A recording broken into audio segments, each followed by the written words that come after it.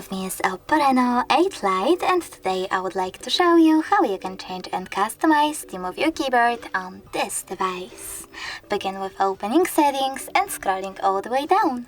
Now tap on System Settings, Keyboard and Input Method, Gboard and Theme. Over here scroll down and just Show More. Then tap on the best theme for you, click on this switcher to operate keyboarders and tap on Apply. When I go back, as you can see, theme of my keyboard has changed. But you can always go into the same settings, swipe up and tap on this plus icon under my themes. Now select the photo that you wish to apply. I will go with that one, pinch it to scale and drag it to move. When you're ready, adjust brightness by swiping left or right, tap on Done, and manage keyboarders by clicking on this switcher. As you can see now, theme of my keyboard was successfully customized with an image.